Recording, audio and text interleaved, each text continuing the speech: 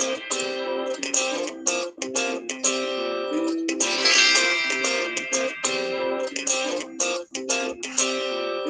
7 p.m. and it's Tuesday night. I got my laptop on and I feel alright. I got a few joints rolled and my munchies made. Got my headphones on and I close the door, don't disturb me. It's time to stand up tall and say some things about the shitty world we're living in with the boys at Raconteurs News. To Raconteurs, Raconteurs News, Raconteurs News, Raconteurs News, Raconteurs News,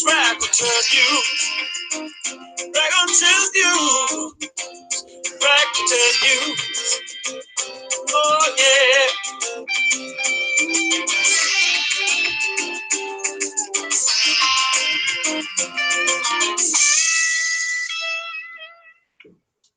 Good evening and welcome to Raconteurs News Tuesday edition with me, Jason Holmes, and my co-host Paul Webster. It is Tuesday. It's the 8th of January 2019. I've not got that wrong yet. I usually, it's right about this time, you're still saying last year's number, but not. We're a little bit more on the ball and a little bit more professional here at Raconteurs News, so that will not happen at all. So welcome to the show this evening. We've got a good show lined up for you. We've got Derek McCabe lined up to join us, but he's, I don't know whether he's cutting it a bit fine. We have had him on earlier on, so I know that he can do it. But anyway, I'm joined as usual by my erstwhile co-host, Paul Webster. Good evening, Paul. How are you? How's your ride on this ball flying through space? How's it been, mate? It's good. It's getting interesting, mate. You know, as I just said to you, do you realise that Heathrow's been shut down due to another drone incident? Just getting surreal, isn't it? There's nothing. You just can't write this stuff. You can't write what's going on, mate. You can't, mate. No, you can't. Listen, I've just had a message from Derek, and he's just having a little bit of trouble, so I'm going to invite him again. So, yeah, just tell us, give us what do you think the real reason is behind all this drone nonsense that seems to have just sprung up from nowhere? Sorry, so you break. I would say, I don't know. I can't really put my finger on it, but certainly one thing possible: introduce drone licenses so that they can control who are using these drones. Because I know, in particular, in Paris, they were being used to show what was happening with the police, and you know how they were treating protesters that they pulled out to side streets and stuff like that. So maybe it's to create an incident, you know, the problem, reaction, solution thing, where there's going to be hundreds, thousands of people fucked off in airports. Shall we pass this law? Yes. You know, it's the usual stupid response from the herd, isn't it? You know, it's caused an issue for someone, so we must have a law for it now. You know, this isn't a governorship. It's like hitting, you know, it's like striking people and saying, should I shout at the stick? Yes, I'll throw the stick away then if I'll pass this law, so I don't have to hit you with a stick anymore. That's fine. You know, it's like enslave me now. It's just another step. It seems like nothing because it's drones, but when you take it in with the issues, anything that people have been able to use against what the system is pushing, anything that's been used against it, they have to try and co-opt. They have to take control of. Passing laws is one of the best things that they can do, isn't it? Well, yeah, because it justifies their existence, doesn't it? And they need to have something to do when they're stood in that chamber. When obviously when they're not outside getting abused by people.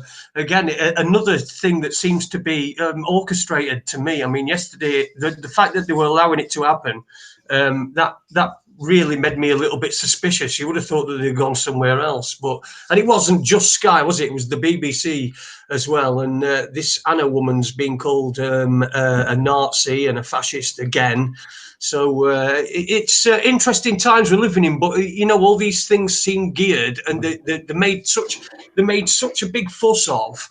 You know, the fact that that more and more people these days, after reading an Owen Jones article in The Guardian, more and more people are contracting AIDS straight after they've read that. But that won't be investigated. But what they will be doing is investigating people for shouting and calling someone a Nazi, using vocalizing the free speech, the right to free speech, which we're supposed to have in this country. What do you make of that? Well, the thing is, it's as somebody's already pointed out quite well online, that if you are now going to pass a law where you can't criticise people that have been voted into somewhere, elected allegedly, to represent a people, and like a massive amount of her constituency wanted out of Europe, and she's wanting to undermine that, and that's you're being treasonous to the people you're claiming to represent. Yet she's now crying to the police saying, "Protect me," and the police are eventually going to do that. You can see what's happening now. If it is, we wouldn't say staged, but if it as I said, there's something not right about this. I was talking to you offline that certain people have appeared again in parts of directing movements, and I hate to say I've been involved in this for 10 years because I don't know what that means. I've been fighting for my life for the best part of it, not involved in any movement of truth or anything, just a discovery of my own information and truth. But these people have popped up and they've got money, they've got following, sponsors, and then they disappear and then they come back.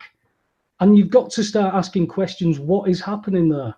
If you can't ask the questions, and like you're now saying with these incidents that you're not going to be able to question politicians because all the usual things, emails, writing letters, you can't get. You can't go to surgeries anymore. They don't hold surgeries, and if they do, there's questions that you can't ask, or you rush it out by people. There's no access, so everything is blocked off. I mean, somebody was telling me about the local, I think it's called a life centre now, where people go to pay the council tax. You don't engage with a human being, Jason. It's a touchscreen thing. There's no engagement with human beings, so you can't go and engage with somebody about council tax, and that's because it's a fraud. That's because council tax is a fraud. That's why. Because you can't engage with anybody with anything, though, is there? I mean, I don't. I get PIP for me my leg, and but I can't imagine somebody who's on benefits who has to go. They get sanctioned and they go to a place, and they want to ring somebody up and ask somebody a question. It'd be so much easier, but you just can't, can you? Because everything's automated and everything's it's all online. And if you haven't got access to online, or if someone who's older, a really old stick, like you're going to be knackered by trying to do it online. So like you said, the human element has been taken out of it, and once the human element's taken out of it, then any empathy or there's just nothing built in. I don't suppose they build empathy into touch screens. They're just designed to do what they do. I'm just getting a message off Derek saying it says please wait. Don't know what that means. Well, I told him if he might be listening, he might have got it on something else.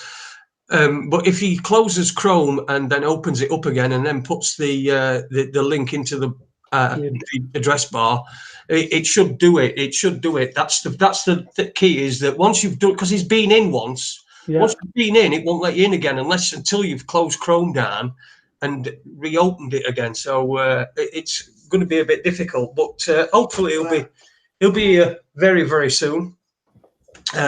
Derek, he's been doing what? Give us a bit of a brief insight into what he's been doing. What's your understanding of what he's been doing and what's going on over there in it's Ireland, and he's from Roscommon in Ireland. Yeah, it's Roscommon. Well, basically, my beginnings with Roscommon was when there was an elderly couple being evicted from a farmhouse in Roscommon, and the big hoo-ha, if you like, not just the banks are involved in evicting people unlawfully with no authority through courts that are pandering and allowing them to do that, but they're using ex-British military from Northern Ireland to come as bailiffs to Southern Ireland and evict people. This is a very dangerous situation, and people are starting to understand the gravity of the situation that there is involved in this, because it's not just banks and corporations. They're now mixing in like the likes of the Good Friday Agreement, but instead of, because of the communication that people have got now, because we're all under that umbrella about what the banks and the governments and the courts are doing to people, then they're not going to be able to use that English versus Irish anymore. But that's what it feels like they're trying to push. Now, Derek's decided he's a local lad, from what he tells me. I don't know much about him. We only had a brief conversation. But he's decided to ask a few questions. And because he can't get any answers, I believe he's now going to run as an independent.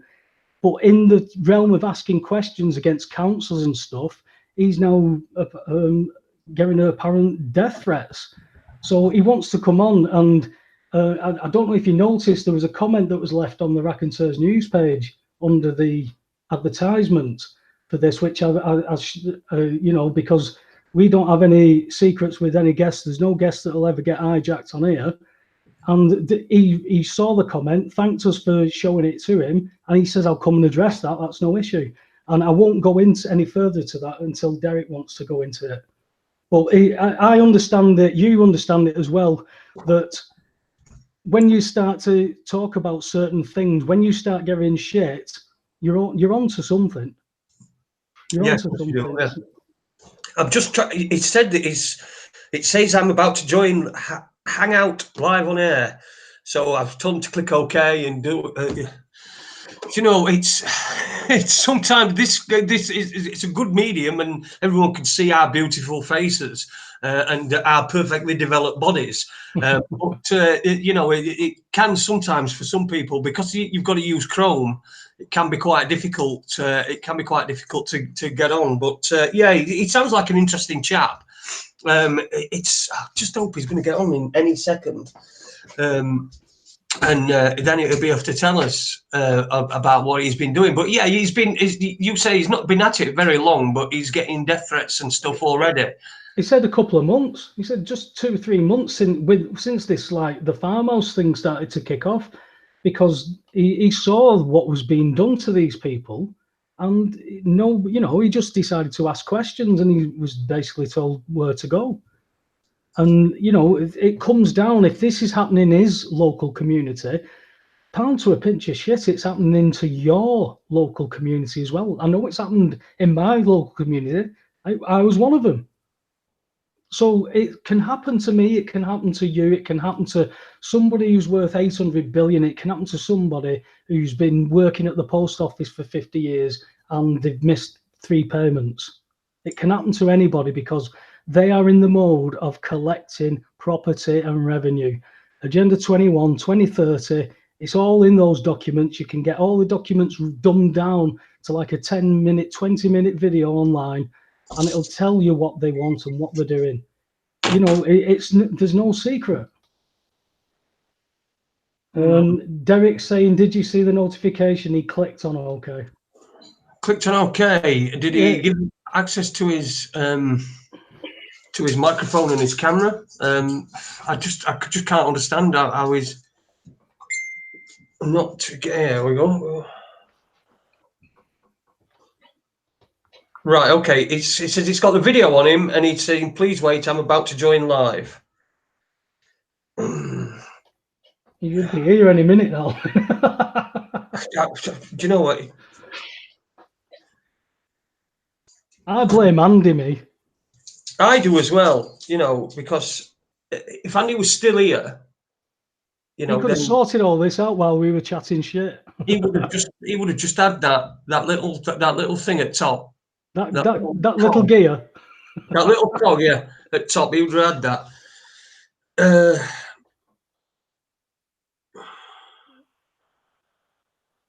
I'm just asking if he's getting permission to use his mic.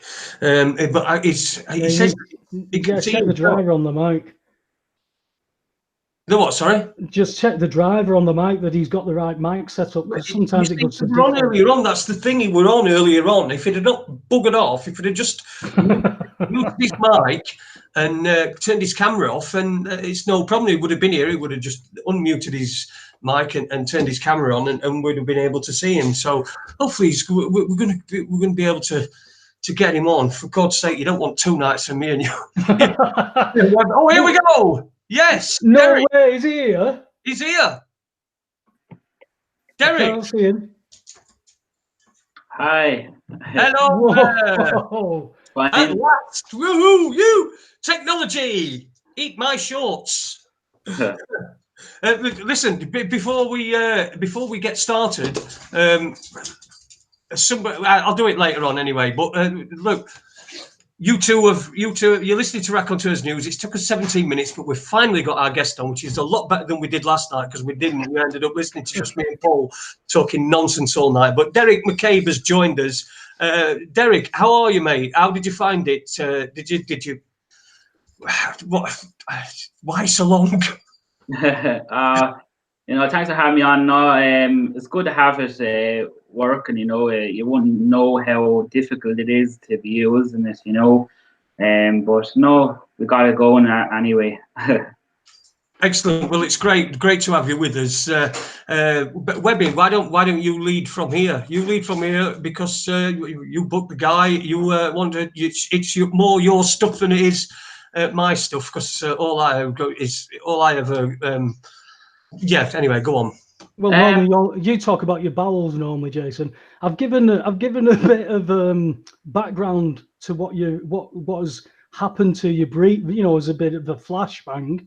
But it just explain. I've told them a bit of background of Roscommon and the farmhouse and all that, what was going on, and you then saw what the shenanigans that was building up, and you decided, hey, hang on a minute, I've got a few questions to ask, and all of a sudden, hey ho, you're in the spotlight. So just tell us how you got involved in this, because I know you've not been doing what you say very long. So fill us in. Yeah. Fill us in, Derek. Just the background, the past 8 months I got politically involved. The back end of the abortion referendum here in Ireland, and particularly in the last 3 months, I decided to get a campaign, so to speak, privately for local elections. And around the same time, the situation in Strokestown in North Roscommon was evolving, and I became aware of it through Anne Kavanagh. She has to be noted as one of the leading freelancers that was involved with it. So everything was coming through herself. And it's something personally that struck a chord with me. I lost my family home through mortgage 5 years ago.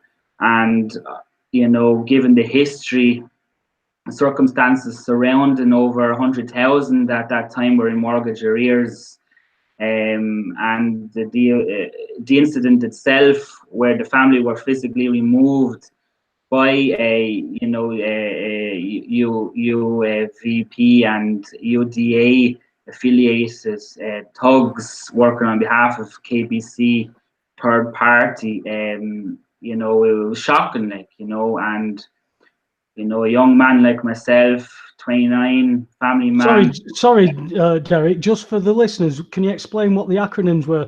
The KBC is obviously the bank. The bank. The KBC is the bank, and UDA, UFVP is the Ulster Volunteer Association. They were, part of the Black and Tans affiliated over 100 years ago in Ulster. And they were removing Irish men and women out of their home, and they will facilitate plantations and, you know, local residents in Strokestown, because I went to the protest. Sadly, it was an orchestrated protest. You know, we are led to believe we have a democracy. You know, sadly, we don't. I'm 29. My generation and younger than me won't even know who the first president of Ireland is. And it's a bit shocking, that is. But they can tell you who the striker for United is. And it's not an English-Irish thing, but it's just coming back to, you know, what Wolfe Tone envisioned for Ireland. And I studied my Irish history in library when I was going to college, and I was studying law. I didn't study my Irish history in school. And I think that 3 months ago, with everything involving, obviously 250,000 now we know are in mortgage arrears in the Republic, and the circumstances surrounding the whole political system here on the back end of the abortion, which I will get into some developments today. Yeah. But relating back to the family, unfortunately, you know, in Dublin, the Pale, so to speak. So for your listeners, Kildare, Meath, Wicklow, Louth, Dublin, that's the Pale. That was the British mandated capital. The capital of Ireland meant to be Cork. But people there understanding the situation incorrectly. Yes, the gentleman has loans. You know, you pay your loans, so to speak. You know, he's a farmer, but they work on credit, as all farmers do in the world. Everything's on credit, paid back after. And the particular loan relating to the incident is not related to the revenue debt, over 400,000. So what I am saying is that KBC acted unprofessionally by allowing unregulated PSA as private security firm to remove the family. And we're talking about elderly people here. We're talking about, if my parents are like my parents, you know, and it was shocking how they were manhandled, how they were treated out of their property. You'll know on the video that the Garda, the police, remained outside of the private property. They attested that we don't want to go on private property. However, what was happening was illegal. I do know there was a court order in place, and you know, the whole incident should have been handled a lot better. I work legally. It normally goes to the Master's Court, but you know, it has really struck a chord with especially country people in Ireland, because there's two different types of people. People living in Dublin and people living in the country. And I think this is just waking up everyone now to what's going on in the country. Yeah. Certainly is. It's I'd say that what you were saying, the bank is the very, very least in what they're participating in. I mean, you were talking about working in credit. It's a debt-based economy, Derek. You're the creditor. The only fact that you got that house was because you created the money yourself. The bank only facilitated that. They have no dog in the fight whatsoever. So their agenda is to steal people's property. You've muted. Yes. Go. Yes, no, you're right. You know, the whole situation has really. 1 second there now. Okay, well, it appears that Derek's got child issues. I'm sure listen. You go out and sort that out. Do whatever you. He's swearing at his kids now, isn't he? He's swearing at his kids. But, I know, you know, I'm a family man. I'm not going to hide it. Like, I've only been doing this 3 months publicly. It's something that, you know, Irish people are not involved with. You know, before 3 months ago, I was involved. I knew about my American politics more than Irish politics. It led me on there to discussion about there's no democracy. All the parties here in Ireland are liberals. They're all left. you know, Sinn Féin, let's start with Sinn Féin. Like I say to people here, Sinn Féin promising the Irish people for the past less than 80 years a 32 county Ireland, which will never happen under the current constitution of Ireland. It's a Catholic constitution, and they have now evolved their logo into a feminist logo, and they want to appeal now to the far left. Fianna Fáil, they are the party that have been in power for since the 1920s, since the Anglo-Irish Treaty was signed, that allowing the 26 county Ireland that we live in today. So, and then you have Fine Gael, then they are in current government with Fianna Fáil. They are also left as well. And then obviously we have Irish Labour, Green Party, People for Profit, again farther out now to the left. But there's no Conservative National Party in Ireland. There's no balance whatsoever in Irish politics whatsoever. No, there's not. And the best part of it is Ireland have played their part, because that 2008 crash was a purposely created crash to make Ireland the test bed for the financial crash and the properties grab. That's where I started to get, as I spoke to you when we were off, Derek, that when they came after me for my property through the banking system, I was using stuff that the Irish lads were using, because a mate of mine, Anthony Carlin, had created case law that I used. My judge turned case law over and said, what was the exact wording? I can't see that.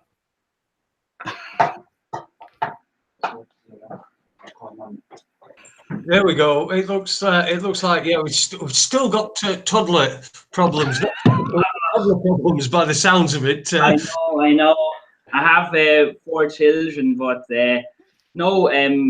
continue there what you were saying, please. Yeah, no, just to cut it short briefly, she turned the case law over and said, I can't see that. I take the bank's word that you owe them money.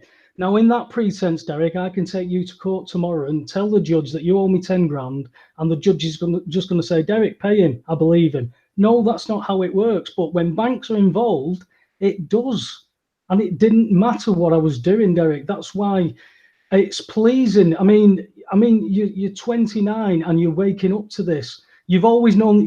I mean, the fact that a 29-year-old Irishman with the history of the Irish and the fighting. I mean, the Irish fellas I'm talking to now, they don't recognise Ireland. They don't know where the fight's gone.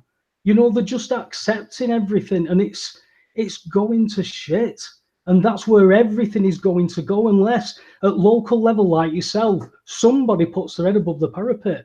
And I doff my cap to you, because, you know, you're going to tell us now how, you know, you pointing this stuff out, you think like I did once upon a time, that you point this stuff out and people go, hey, Derek's right, let's get behind him, let's do something. And you get attacked.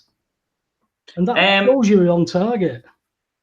Like, I'm not doing this to waste my time. You know, I'm a legal executive by career, over 7 years experience. On top of that, my wife is working. We're a working family. You know, we have youth unemployment in this country, 35% unemployment. Yeah. Amongst the youths in Roscommon, it's up 35-40%. It has to start at a local level. The thing is with the Irish mentality, when Irish people get comfortable, there's no stopping them. That's it.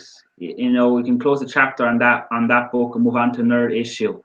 You know, the water charges, you saw with that what happened. There was a unity amongst everyone with that. I think what it is just the abortion vote really has struck a chord that during my lifetime, and relating back to Irish history, you know, couldn't have been seen since the Rising, really. Because the Proclamation of Independence clearly states unborn generations, and that's right. Why I think even some of your listeners that have followed me or have spoke to me privately, is the reason why I'm talking to you tonight. You know, first and foremost, is pro-life, and after that, everything else falls into the jigsaw, so to speak. But it's pure passion. It's not about the money. It's not about the ego. I'm saying to the local community here in Roscommon that that's highly conservative compared to Dublin. I'm saying to them, we can start a change, we can start a movement, but it has to start with one. Some people have told me, Derek, you're only one voice. What can you do? You know, that spurred me on 3 months ago. Where I am right now, kind of, you know, pacing it out. I will be registering by the end of this month to run as independent in the local election. It's about getting more conservative nationalist politicians into local government, and then from there, then we can develop a real conservative party for the country. Because moving forward, Ireland, I can't see Ireland lasting another 50 years. Certainly not with the EU, you know, and it's all related. You know, the pro-life, immigration, EU. With what they've signed, with that migration pact that they've signed, there's not going to be many Irish left. I mean, the people I'm speaking to now, for their children who are growing up, they're leaving Ireland to go and work and raise families elsewhere, and those are being replaced by migrants. So where do you stop this? You know, if there's one issue that people throw at you is you're racist if you bring that issue up. No, I've seen it in my own demographic. You know, in my own demographics, Derek, I can see the change, and that is not done by accident or by natural motion. It's an agenda that is being pushed, and as you said, people get comfortable, and then they don't want to ask questions whilst they're comfortable, and then it gets uncomfortable, so they kept that busy. They don't bother looking at anything because they can't, until it comes and punches them in the face and kicks them in the balls. And then, I mean, I was told, why didn't you just start again? And it was like, but they couldn't take my property, but they did. So why didn't you just start again? So I said, well, I'll come and get your car tonight. You got a nice car. I'll come and take your car. You get another one, start again. That's not the same. I said, of course it's the same. They couldn't do what they did. So I said no, and they did it anyway. That's theft. That's what you should be backing me up with. But the natural mentality of people is, oh, I must hide, I must stay below. It's that master servant thing. It's been flipped. The servants now believe they are the masters, and they are acting completely out of control. No, you're right. I'm speaking. I'm 29. A lot of your listeners are more older than me, as I found out in the last 3 months, especially. I'm always the youngest, which is shocking. But I have 7 years experience rating from NAMA.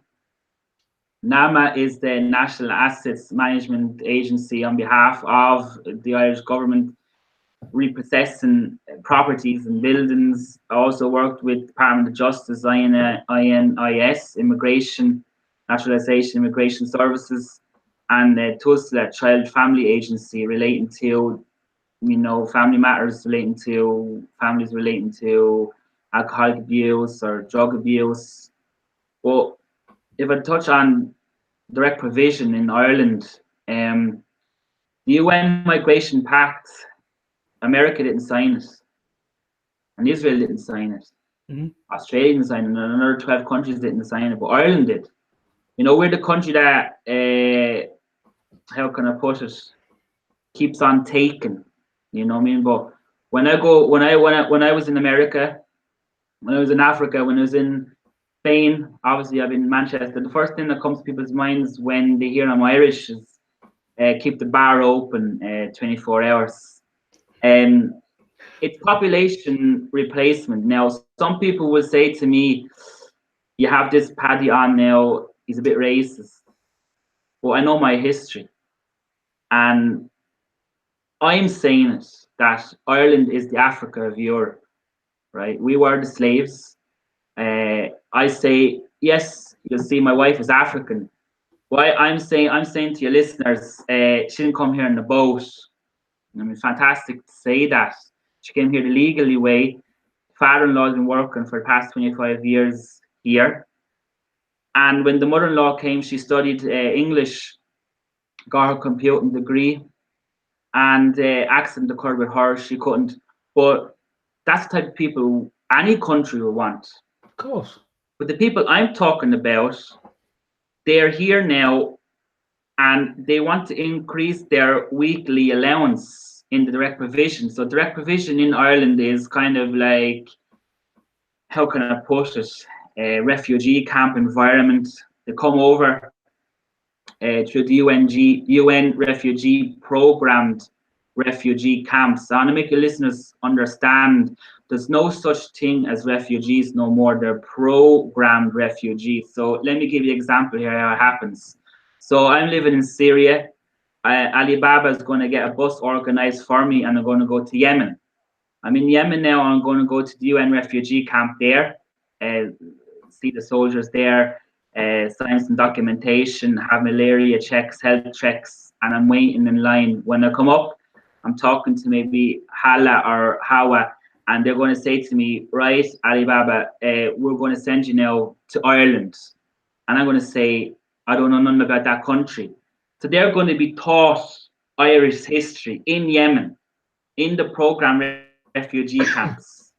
The same for the UK, but for Ireland, they're going to be taught Irish history, everything, and 2 weeks' time. So when they come here now, they're in their direct provision centre, maybe with the second wife, or the third wife, or the fourth wife, or the fifth wife, whichever wife they chose to take with 3 or 4 children. And at the moment, they're getting $19.50 a week. Up till recently, I advocated for them to be able to work. I did, and that's something I'm happy that I did advocate, that they will work. You know, you can't have someone, you know, living on $19.50 a week. But now the situation has occurred. Like you'll have them come in to the country on false pretense. They'll have their wives back in their country, but they'll come over here. And in the past 3 months, I'm actually shocked, and a lot of Irish people will listen, the amount of single middle-aged that's out there is shocking. And when you are an adult, and the Irish Refugee Council, they're advocating to increase the weekly allowance from $19.50 to $38.74 for adults, and €29, €30 a week for children, right? That's going to increase the allowance and total budget for Ireland to 3.7 million, right? Now, on top of that, at the moment, there's no child benefit for children in direct provision. Now, these people are going to come over here now, and they want their child benefits. I think it's like 180 per child. So they'll want that 180 as well a month. And that will increase the overall budget for child benefit for Ireland to just under 3 million. And on top of that now, they're not happy now with their free baby food accumulating to 150 a month per child. They're not happy with paying no rent, having a house over their head when we have 25,000 in homelessness and 8.5 thousand children that are homeless, that spent the Christmas homeless. But these people will have accommodation free. Now they'll be allowed to work as well. So now they want now to extend, the Irish Refugee Council, they want to extend the travel pass for people. Now, this is the key here, not in direct provision, but in the asylum process. So once they get out of direct provision, they'll have the remain to stay under EU treaty rights, and then they'll be accumulated up to citizenship. So up to, and they'll be given free transport pass on all public transport, when our pensioners can't even get telephone allowance or heating fuel. Like, the issue here is we have laws, very strict immigration laws in Ireland. Like 8 times out of 10, when you apply for a visa, spouse visa, it's denied. Like, we have really tight immigration laws. The problem here is the UN now and the EU want to do a land grab on Ireland. And the British did it before, it worked. I'm speaking English right now very clearly. My Irish is my Irish there, but we have Gaeltacht areas here in the west of Ireland, very limited. Say less than maybe less than 100,000 native Irish speakers that they will consider Irish the first language. Now they want to do population replacement. Like, look, at the end of the day, I get on with everyone. Ours and wife is African. But when you got Mustafi from Sudan, who's been 8 months in direct provision in Cork, and he's stating he's a qualified medical doctor, fled the war from his country of Sudan to seek safety and asylum.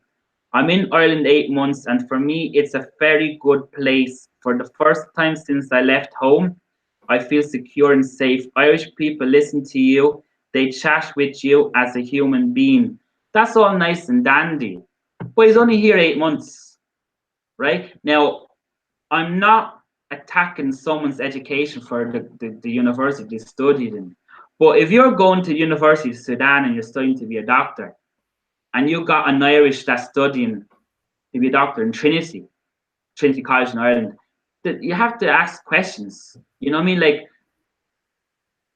there's a lot of medical negligence that is out there in Irish HSC, the NHS for England, leading up to the incident with the abortion, what happened in Galway Hospital. For your listeners who want to look into it, there was medical incompetence. We're allowing Mustafi over here.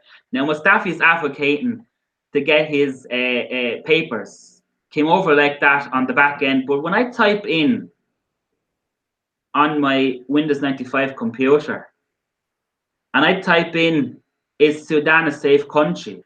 It says it is. Google gives me list of hotels to go and stay, which is absolutely shocking. When you got a Zimbabwe lady, Sebelezi, she's 4 years in direct provision in Monaghan. She's on the border there with Ulster. And she's living in direct provision. And she's seeking asylum. Now, this is the key here. Before, it's Muslims. Sorry, when you say direct provision, are you saying like on benefits? The children being supported on benefits? So sorry there now. So in Ireland, we have direct provision. Direct provision is like refugee camps. Right. So privately, third-party contractors will come take a hotel that's run out of business, buy it, and then change it up into an apartments. Right. Okay? And that's where we put our undocumented economic migrants. Right. There's 4 in Dublin, 1 in Athlone, another one, 2 in Roscommon. They're scattered all over the place. So that when I'm saying direct provision, I'm talking about economic migrants, because we have immigrants. They have integrated into Irish society very clearly, but the economic migrants coming under the UN Migration Pact are going into hotels. You know, your listeners have to understand that they're not integrating into society, so to speak. They are in an asylum process, undocumented, but really Irish government. So this lady here, and I was just touching on the point there, before they were saying they're Christians, Coptic Christians or Catholics. Also before they were saying they're Muslims. Now they're saying they're gay. Now they're saying they're gay now. This lady here is saying she's gay and homosexuals are persecuted in her home country. Now, that's the new key now that they're working with, that they're saying they're gay, because, like I said, they're going to the UN program refugee camps in their countries. And this is related for all your listeners far and wide, not only the ones in Ireland, but I'm speaking about the ones far and wide. This is a severe issue here we're dealing with. Ireland has not understood what they're dealing with, because LGBT propaganda now is so popular that these economic migrants are feeding on it. Look, whatever her sexual preference is. But let's go on and read this. She's nearly a decade in direct vision. She's from Malawi, right? That's lady there from Zimbabwe. Sorry, yeah, she's gay. The Malawi woman is Ellie is her name from Malawi. She's nearly 10 years in. It says up the top nearly 9 years, but on the bottom it says nearly 10 years. So you can't trust everything. But she's probably here 15 years. So she wants to run in local elections. That lady there you show on the screen there, she wants to run in the local elections for the Social Democrats. Now, she has set up an NGO, probably to further her, how can I put her status in Ireland, to help her with her asylum case, which is entitled to. It's fantastic that asylum seekers get involved in the country that they are forced and programmed to be in. But my concern is this woman, that Malawi woman they were showing, she wants to run in the local elections in May to advocate on a local level. And that's shocking. That's really scary for me. Even my wife said, how to happen? You know, it is, it's very shocking. And you see that happening now in France. We see it happening obviously in the UK, see it happen in Germany. We can go further abroad for that. But it's a huge issue, and the photo they are shown is where it's all coming from. Leo Varadkar and Micheál Martin, they're getting over 6,000 a week between them. And when you have a Taoiseach, Leo Varadkar, unelected, not voted in by the Irish people, getting more money than the American presidents, it's absolutely shocking that these want to look. I'm letting your listeners make a decision for themselves. You heard 3 stories there that I made note of today, and that is what they're coming in on. They're feeding on the opportunity. It's an opportunity, you know. You can't get €2, €3 an hour minimum wage in Sudan. They will come over and take jobs that are for Irish citizens, and they're giving them to the asylum seekers, working under the carpet. And you know, our own people are living off of welfare. And I know Leo Varadkar said that Irish people, when it comes to paying tax, we're dilly-dallying, but what can you do when you have 35% unemployment? And as I mentioned, 30% youth unemployment between 18 and 35. How many young families around my age can say you can take a career break and let the wife work? Not many, you know, not many. And what I see, especially in Roscommon, there's people commuting. You're paying over 400 a month on the train from Roscommon to Dublin. You can't do that. You can't spend over €100 a week on minimum wage. You know, you study, you get grant. On top of that, what else do you get? You know, the whole system. That's why I give the example. When you build a house, you have a good solid foundation. The issue here is with the Republic of Ireland, the foundation was all shot away in 1916 in Kilmainham jail.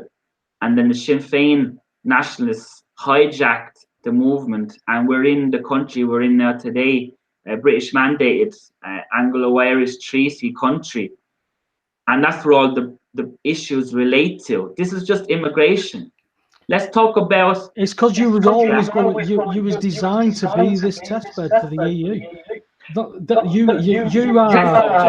are the epitome of the Kalergi plan. That's what Ireland is. You know, all we're holding on to is corporation tax. When I say to your listeners far and wide that the Facebook headquarters is in Ireland, Google, Twitter, Snapchat, obviously they're all related to Facebook, but Apple, all the multinationals are in Ireland parking the bus here. We're not talking about Jose Mourinho here, we're talking about Ireland. And all the jobs, they're not going to Irish people. You know, government, Richard Bruton, who's minister now, look, Richard Bruton is on 85,000 as a TD, plus 65,000 as Minister for Jobs, plus 65,000 as Minister for Communications, plus 35,000 as Party Whip, plus 85,000 in expenses. Jeez. Now, we're not talking about maths here, your GCSEs or your SATs or your Leaving Cert. We're talking here about the Irish government. They're getting pensions willy-nilly, and they don't even care about what's going on. If Google says now to the Department of Finance, we're creating 500 jobs, government just says, oh, fantastic, how many visas do you need? That's what to say. Not where the job's coming from, but how many visas do you need? Yeah. You know, over there recently, I'm talking about last year, Apple created 500 jobs. None of them went to Irish. They all went to foreigners. Now, I'm not being racist here. I'm not being xenophobic, ABC phobic, or whatever names they want to find out now on Instagram. But what I'm trying to say to people here is, you gotta take pride in your country. It's population replacement. That's what it is here. And I spoke about it. You showed the slides there. It's a business. It's a multi-million business, and everything now is relating to money. Of course it is. It's all related to money. And at the same time, we have a lot of people here in this country looking for jobs. And you have them now coming over now saying they're gay. I'll give you an example. I'm not picking a particular country or not attacking a particular culture. But they come from culture, they come from the country A. They come over here, get a boat to Italy, train to France, on the back of a truck there, a Calais to England, and they call up their friend in Dublin saying, can you come and pick me up in Belfast in 2 hours? They're down then to the asylum seeking office then in Dublin, and they're applying for their application. While they're here, they know now they can set up a business name in Ireland. €15 in this company registration office. You have a business name. You have your business name. You can have your bank account now. Ulster Bank is very good handing out business accounts willy-nilly. After that, now you'll apply now to the phone company. How many employees work there? 20. Now, pay attention to this. 20 Samsung 9 Plus phones, 20,000. Because there's 1,000 for one. You have 20,000 now in assets. Now you go back to the bank now and say, I have 20,000 assets. I want to get a loan. On the back of that, while this is all going on, they will now apply for the driving license. They get their driving license on the back of their refugee card, because on the refugee card in Ireland, it says on it, it's not an identity card, but it is. The date of birth is on it, where they're coming from, their photo. They take that, get the driving license. When they get the driving license now, they'll get their commercial insurance for their car, and they're driving around. While at the same time, they're unblocking their Samsung 9 Plus phones in the Chinese phone shop, and they're getting around the loopholes. So they're basically being given business loans to set up a fictionary business so that they can be paid benefits through the Irish system. And also to further their asylum case as well. And that's the bad ones. Now, I didn't attack a particular people or particular country. I've been very careful in that.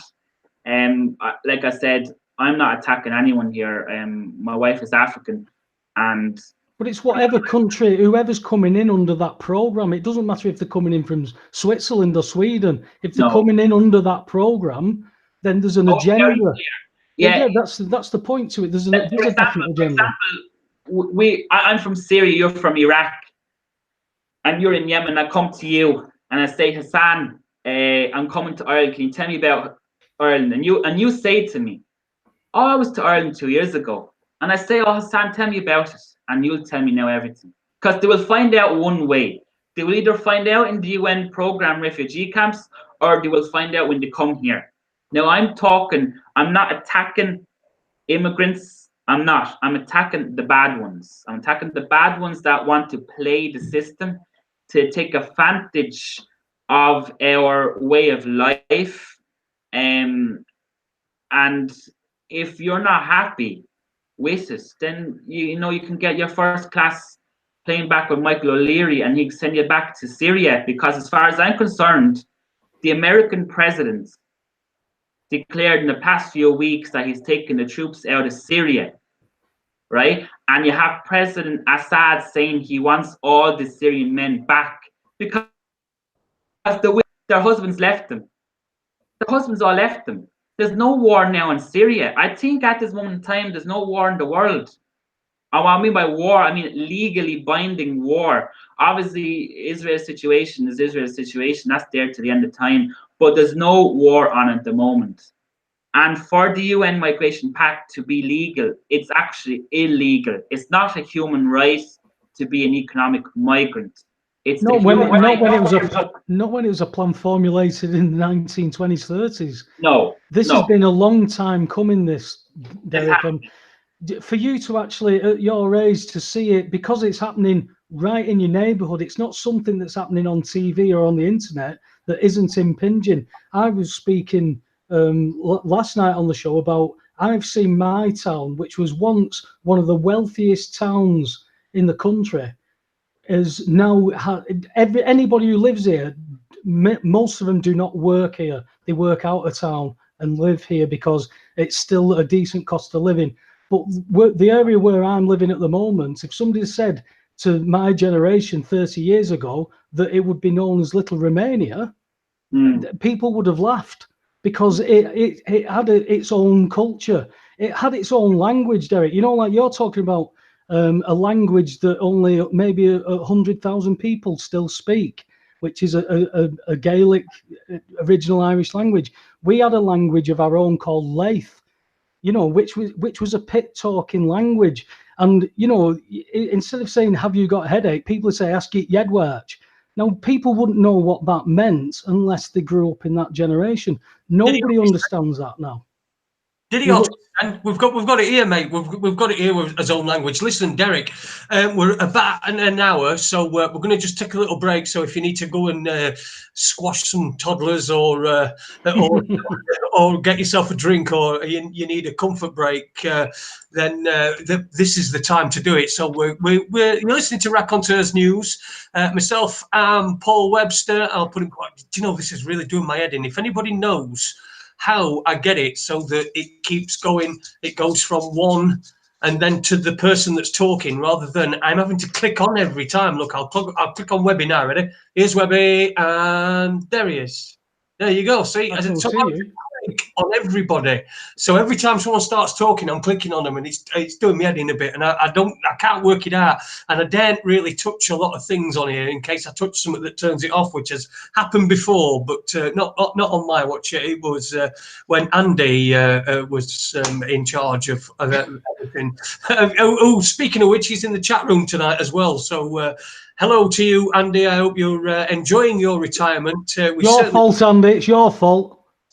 Yeah, we've had some real technical problems tonight, but we could have really done with you and your wisdom, your cog of wisdom that is right at the very top. So listen, we're going to play a record. It's only about 3.5 minutes, so we'll see you in 3 or 4 minutes. We'll be right back with Derek McCabe and Paul Webster. Hello, this is Heath Dweft, and I listen to Raconteurs News.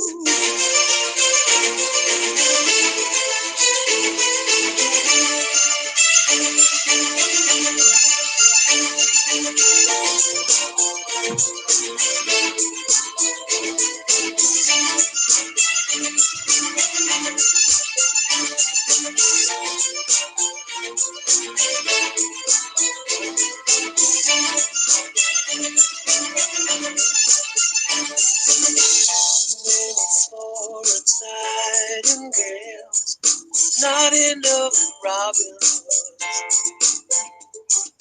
Too many halos, not enough heroes coming up with the goods. So you thought you'd like to change the world, decided to stay a jumble say for the poor, for the poor. So you thought you'd like to change the world, decided to stage a jumble say for the poor, for the poor. It's a waste of time if you know what they mean. Try shaking your box in front of the queen. Cause the first is right at first. It's a waste of time if you know what they mean.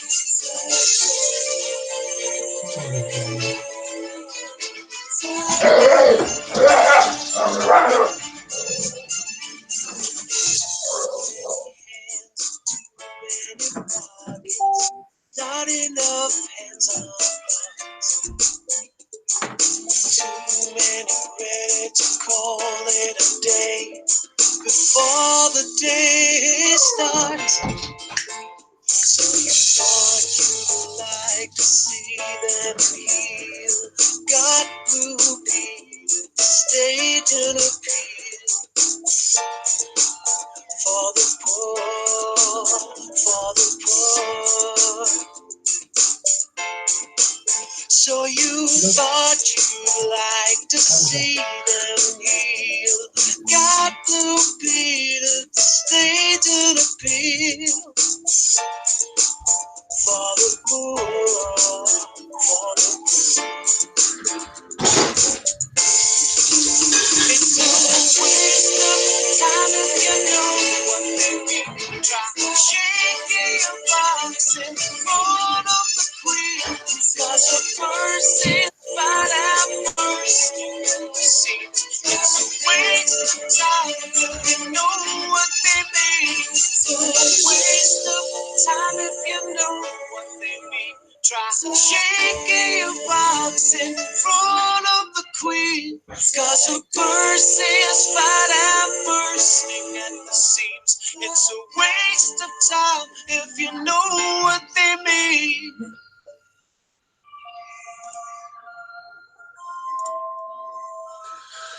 There you go. That's Flag Day by my mate Heath Weft. To do a search for him online. The award-winning writer and singer as well, as you can hear there. Welcome back to Raconteurs News. I think I've just about sussed this. Now, thank you to the genius that is Andy Young in the chat room, and my wife as well, who Googled it. Thank you, and I think that I may have a solution so that we'll be able to. There you go. You're back, Webby. We might have a solution to this. So if I do that now, Webby, if you say something and say welcome back to everybody, and we'll see if it flashes up to you. What does want me say? Eh? What does want me say? I don't know, mate. It's not working, is it? Exactly. I mean, what was happening before when Derek was speaking? It was on Derek, and then you put your cup down, and it flashed onto you. Right. I don't know what. I've done what they've told me. Well, it was dynamic until you started to interfere. It weren't. No, it weren't. It's not. It's not been dynamic at all. Somebody in the chat room said that it was the camera was just on me, so I started doing it manually. So I started putting whoever was speaking up, whether it was myself, you, or Derek. So I don't know why it's doing that, but it looks like I'm going to have to continue doing it manually because it's just been ridiculous at the moment. Well, God forbid you actually have to do fucking something rather than wheeling off into the kitchen and leaving me on my own again.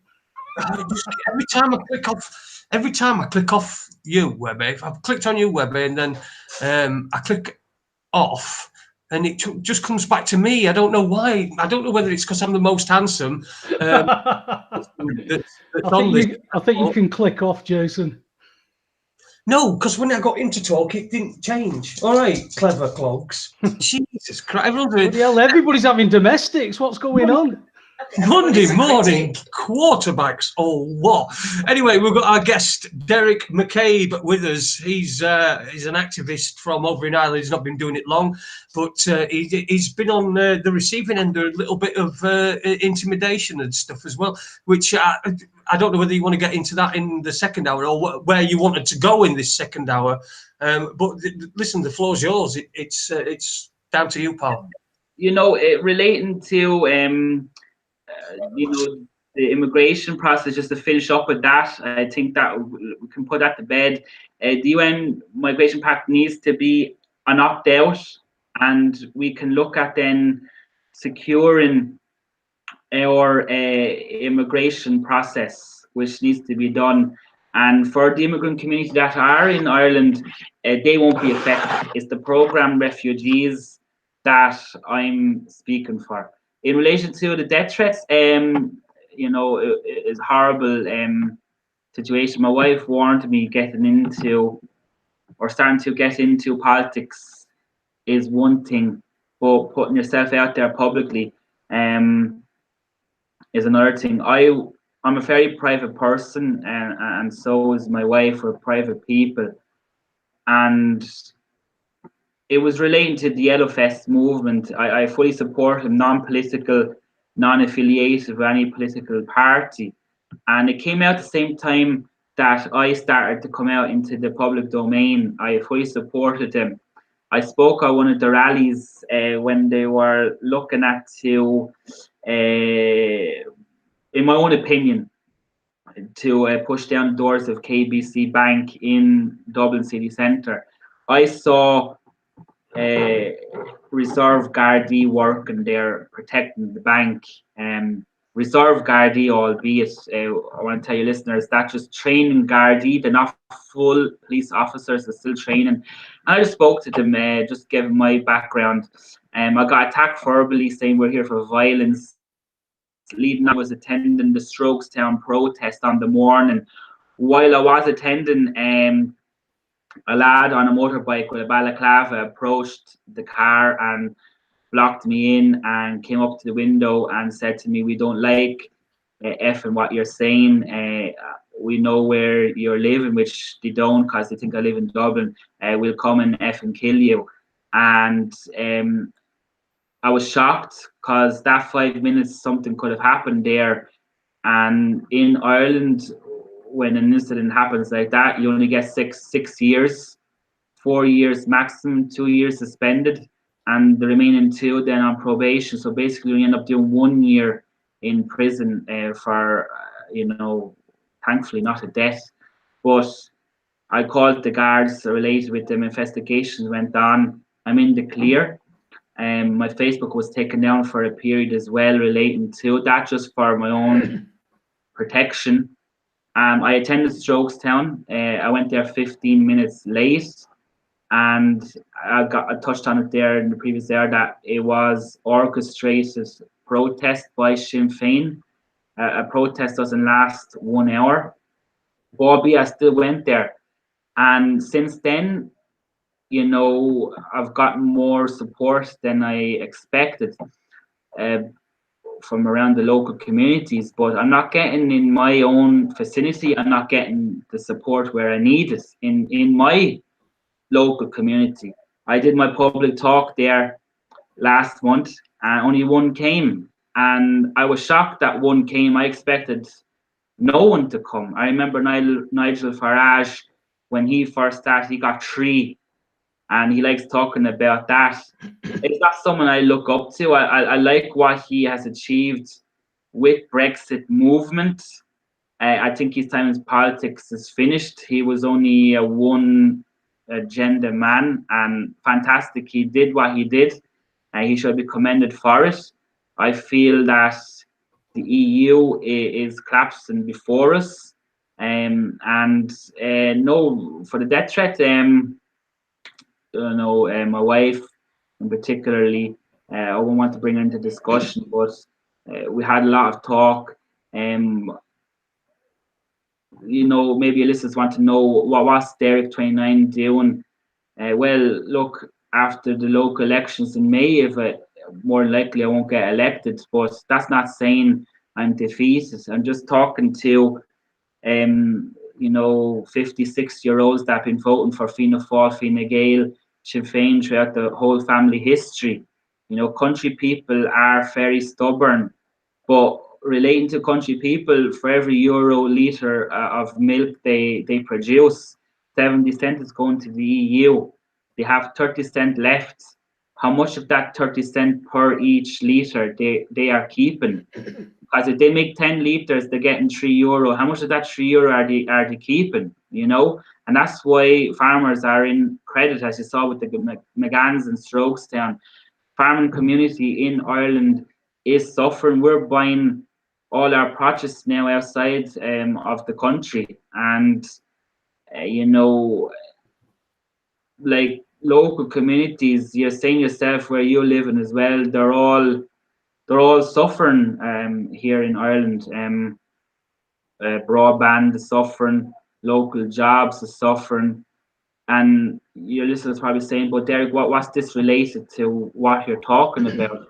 In Ireland, the power is located in Dublin and politically, and where I'm speaking about, we need to give more political power back to the local communities to advocate for local issues relating to the immigration issue, relating to jobs, relating to education. I want to touch on one issue here that was brought into limelight today. It's relating to some sexual assaults, and I called up my options, and for your listeners, they want to know what that is. My options is the abortion 24-hour helpline that Ireland has brought into the country, and it's a 24-hour working number.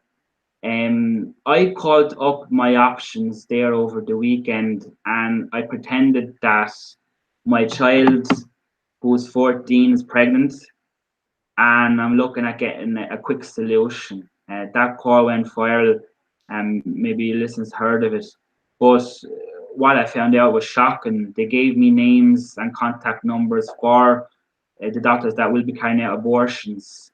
And you're probably saying, but Derek, why are you trying to get onto here? Well, what I'm getting on, there was 2 sexual assaults in Dublin today. One relating to a man in his 30s was sexually assaulted a woman in Dublin 4. Dublin 4, for your listeners, would be like Chelsea or Soho in London. Very built up area, very good area. I'll just send you on the link there. That lady there was assaulted between 2 or 3 o'clock in the morning, having a good time. But my issue is the guards, the police have only brought this into limelight after 1 month. She was assaulted December the 9th, and they're bringing it into limelight now. Another man there, 32, arrested after a woman's body was found with severe injuries at the house. Now, you're probably saying to me, Derek, how is this related to abortions? Well, I tell you how. Because I called up my options and I told them my child is pregnant. It's illegal. Sexual consent is 16, 17. I would want it to be up to maybe 20. And it's an immigration issue. Because if you have 75% of Syrian men leaving and have left Syria and they're coming to Ireland, They're preying on young girls, but not only that, we have our own predators in the country as well on top of that. So now we have a cesspiss full of sexual predators going around with a license to rape, license to attack women. And these people were saying to me 8 months ago, Derek, you're advocating pro-life, you're advocating not to give a woman choice. I said, listen, we were advocating for women's choice 100 years ago with the Magdalene laundries. And for your listeners that don't know what that is, that's was run by church and government, where we sent our women that had children outside of marriage to these laundries, working for less than nothing, and their children were taken off them. And we're doing it again now. Because imagine, you go out, you rape a woman, you drug her up, you call my options free phone number, and you find out in the area where the abortion doctors are, you're advised who to speak to, and you get it done, in and out, job done, finish. And he gets away with it. The woman, now, on the other hand, is left with psychological effects relating to mental health issues, post-abortion, and the government get $450. And it's $450 a pop, 60 a day, 300 a week, 1,200 a month. And I work legally. You know, you have a fit arrangement. I want to let your listeners know, local auctioneers, they're the same everywhere. Real estate, they get buildings, they get the building fit for purpose, 30-day contract, get the equipment in for the abortions.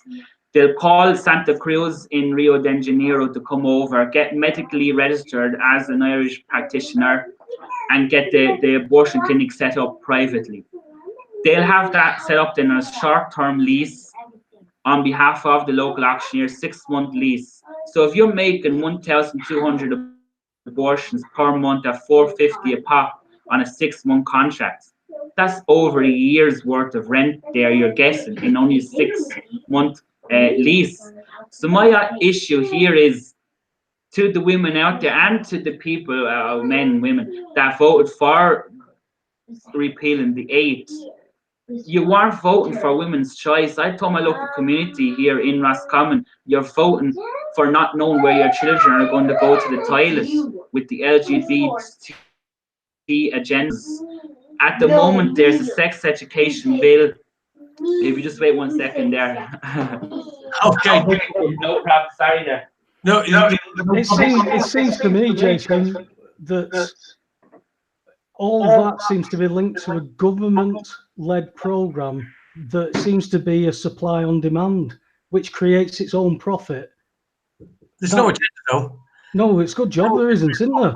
The point I was going to make to you, Derek. Sorry, I mean, you really went off on quite a lot of different tangents there. But the point I was going to make to you, and I don't want to sling shit at you, because you know, I think that this is a really important that we talk about this as adults, and we talk about these issues. But I suppose it would be very, very easy for somebody to throw the racism thing at you, that you're racist, and also because you're married to somebody who's from Africa. I think that's what you said, isn't it? Oh God, I hope I did a faux pas. Yeah, but you got it right, mate. You got it right. That must blow a snowflake's mind. You know, somebody that wants to throw that racist accusation at you, and also I can't even sort of like calculate what's going on in somebody's brain when they're trying to attack you, and like say you got 4 kids, 4 children with your wife, I assume, and you know, and it's all these accusations. How do you deal with it? Do you I suppose you don't give them the old stock answer, you know, I'm not racist because I'm married to such and such. You know, there's got to be a more intelligent answer than that, because the question is so fucking stupid. How did you do with that? You know, the youth of today, they're all liberals. They're all liberals. And they're all misguided. It comes back to local level, and I want to advocate for that at a local community level. Community programs, the community centres, you have them in the UK, they need to have youth programs. I'm not talking about the rubbish youth programs you see one or two. Yeah, they're trying to engage 18 to 25-year-olds through our council now. Yeah. But it has to be done in a professional way. It has to be done in a clear manner, really how can appealing, you know, with logos, nice name, good people working with a smile on their face, and advocating for the youths going through difficulties in their lives, whether it's education or family matters. And you know, there is an intelligent answer when I get that. I don't entertain those sort of remarks. I just Photoshop their comments, and I write other derogatory comments in on their comments and say, well, you know, you're calling me a racist, but what were you saying as well? They have photoshopped a lot of comments that they're portraying that I said, which is not true, on top of the death threat that I received. But, you know, I have a hard head. It's not going to affect me. Where I'm coming from personally, if they're attacking me, I'm doing something right in a short period of time. I have personally, in my own capacity, I have achieved a lot of personal goals. I would like to achieve more. However, it'll all relate back to the local elections. More likely, if I don't get elected, I will come back from the public domain, so to speak, politically, and I'll work in the background and help anyone else that wants to get the avenues to run for an election in the future. But you know, you will get a lot of haters, but you know, Facebook is an easy place where you can block them, and they will snoop through your history. I want to let your listeners know that up to 8 months ago, I was pretty dead on Facebook. It was just there. Twitter, likely as well, and you know, I want to get into the fact about something that needs to be spoken about. Personally, for me, is religion. Religion for me is a personal, it's a private matter. I'm very religious, and I'm not a Catholic, and nor am I a Muslim. But what I'm saying is, I don't care if you're Abu Dhabi or a Buddhist. You know, we all believe in God. It's not a religious attack. It's not a segregation attack. And the reason why I'm bringing religion into it is coming back. I think I want to move away from the abortion thing. I understand we're three men, three family men, however, but by no means, I want to clear up the abortion thing. By no means are we, or am I advocating to control a woman's body. What I'm saying is there's options, and there should be community programs for women going through crisis pregnancies in terms of breakup or cheating or divorce. But killing a baby should not be the answer. But relating to the religion aspect, we all know for Ulster how segregated it is today between the Catholics and the Protestants. But they're both Irish. They're all Irish men and women and children. And what I see in Belfast is a wall. I see two aspects for the community up there in Ulster. And when I see Fine Gael now, well, let's talk about Fianna Fáil. Fianna Fáil want to team up with DUP. Excuse me, with the SDLP, Social Democratic Loyalist Party, I believe. They want to team up with them now to have an all-Ireland party. I'm speaking to the people in Ulster and, you know, under Commonwealth Northern Ireland. I'm saying to them, don't fall for it. The Irish people in the South, as you like to call us, we fell for 8 years. And remember, the guy that found the Fianna Fáil also found Sinn Féin. And Catholics and Protestants, they're fighting over the Pope. They're fighting over other issues. Do you know the Pope is the head of the most corrupt organization in the world? You know, the Pope is No, you're lying. You tell me lies. the Pope is covering up pedophilia left, right, and center. The LGBT movement have overtaken the church in the last 40 years. Over 75% of priests in Ireland, including Ulster, are gay, openly gay. And you're going there for their confessions and the 50 Hail Marys. Now, look, I'm not attacking no one's beliefs. I'm just giving facts and figures here. When you got child molestation cases in the courts, when you got child molestations there that are in the spotlight and nothing has been done about it, and these organizations that these priests are advocating on are charitable organizations under Irish law, as they're a religious organization, and we have our people in Ulster fighting each other. I see in Belfast the wall, I see the Irish half living in their council houses, and I see the loyalist part living in their council houses. Stark difference between both communities. It's very sad. This is not, and I'm speaking to them, this is not what the 12 died in Kilmainham jail died for. They didn't die for segregation. They died for Irish unity. What we're living in and what you're living in today is an Anglo-Irish treaty imposed on by British mandate, similar to what's going on in Israel. Which is now being imposed by the EU. Which is now the EU trying to take control of that. Yes, the EU is trying to take control of it now. I'm not, like I said, it's not an English-Irish thing. I'm just relating to the fact. No, I understand that. I understand that. It's a British mandated state we're living in, like our friends in Israel are living in with the Gaza Strip and the West Bank. Is a British mandated settlements. So that's what's going on up in Northern Ireland, Ulster. And the people up there are forgotten about. And you're telling me, how are they forgotten about? Well, since the foundation of Ireland, they haven't voted in the referendum.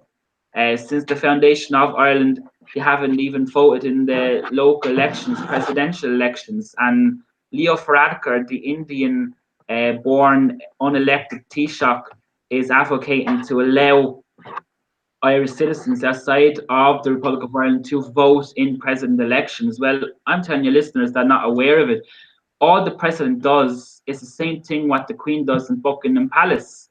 Sits in the house all day, takes photo ops, and talks about Irish history.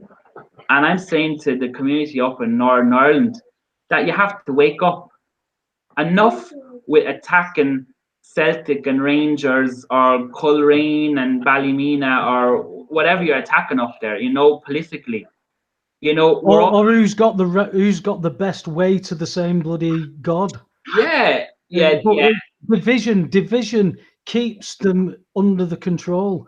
That's what it's always been about. You know, I mean, Ben Gilroy often jokes about the potato famine. He went, it's as if we only had bloody potatoes, for God's sake. They took, you know, there was more than this.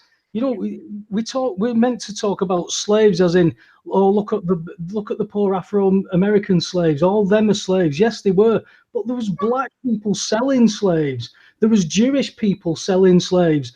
Now all of a sudden, it's all the white people that meant to be paying this. There's white people in America, Derek, self-hating. They're shouting at other white people, you should be ashamed for being white. I don't understand what the hell is going on. And you touched on the LGBTQ USV WXYZ movement. What's your opinion, if you've seen anything of it, of this Desmond is Great, the 11-year-old drag queen? Have you seen this? I haven't paid attention to much. It's a shocking. He's in a gay club dancing and cavorting while grown men stuff dollar bills into his pants. And his parents are not under social services. There's something wrong with that mentality, especially when he's appearing on Good Morning America, when I couldn't get on Good Morning America and say, hey, guess what, people? The banks don't lend you money. It's all a big scam. It's fraudulent. I can't get on and say that. But you can take a 10-year-old, 11-year-old who's being abused and cavort them and stage them and say, this could be normal. He's got a website for trans kids. They are normalizing this. And you're saying, you're mentioning that they've got quite a good foundation, or at least a grip into Ireland. And it's all about that test bed again. Like, it's all about controlling society. If you want to control a country, you first control money supply. The religion, and when you control the religion, then you control the government and the finance aspect and the media and all that kind of thing. What we're saying is very, how can I put it, very out there. You know, I'll be labelled whatever I'm labelled, but at the end of the day, I have 4 young children. Well, me and Jason are far left, apparently. I don't know where they get that from, but we've been told we're far left. From somebody who was far right, we're told we're far left. Like, it's a mental health issue. It really is, and people now will be saying what they want to say about me. But look, let's just make this clear here right now. I'm going to be saying some things here that could be very shocking to some people, but it's what I was brought up on. Holy water in the Catholic Church, it's been tainted for many centuries, and what they put in holy water, I'm led to believe, can make people gay. Now, it won't make you gay overnight. It won't make you gay the next morning, but it can, in essence, it can lead to sexual exploitation, so to speak. You're probably saying to me, but Derek, you know, what are you saying? Can you buy holy water in Tesco? Can you do that? Can you go to Father Paddy and ask him, can I get it in Lidl? You can't. That's a conspiracy thing, right?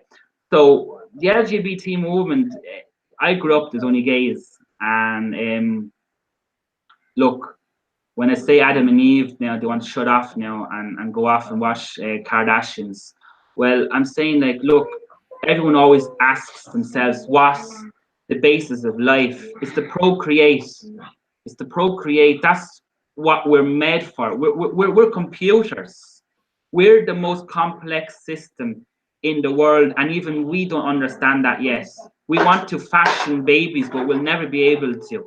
It's not about religion here. It's about biology.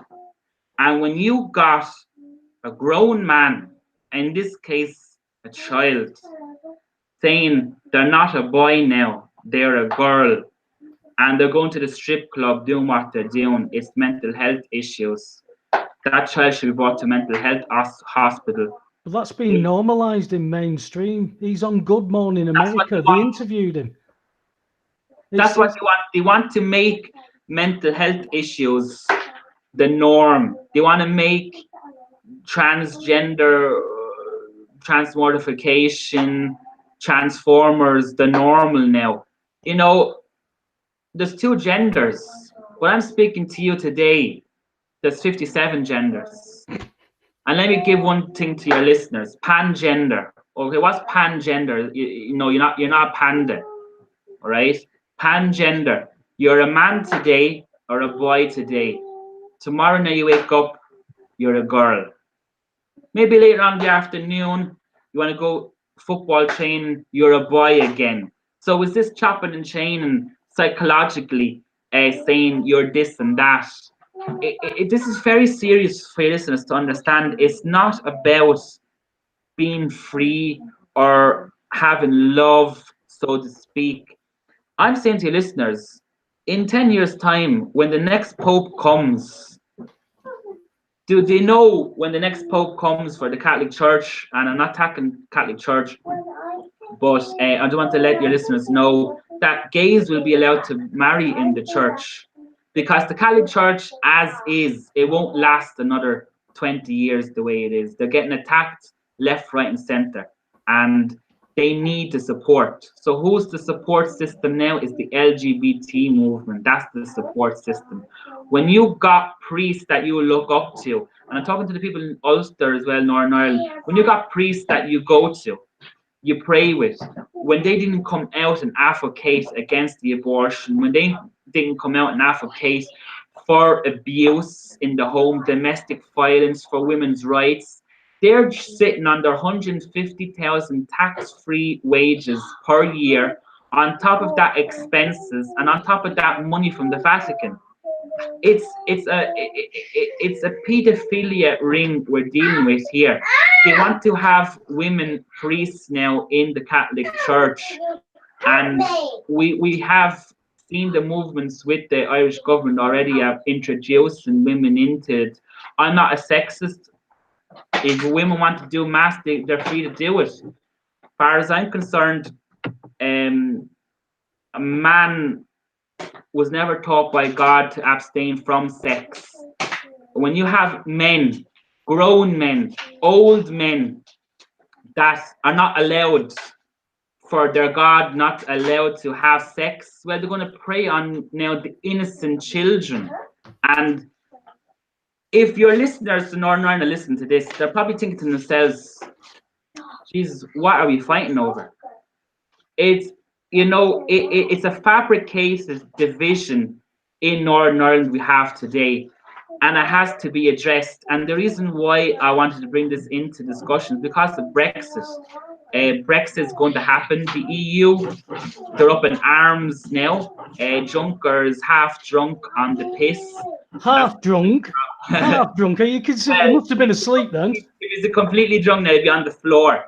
37,500 euros a month. What do you think he's going to be doing? I'd be pissed out of the box as well, especially if he got away with it the way that he has. Listen, I just want to say a big hello to everyone who's in the chat room.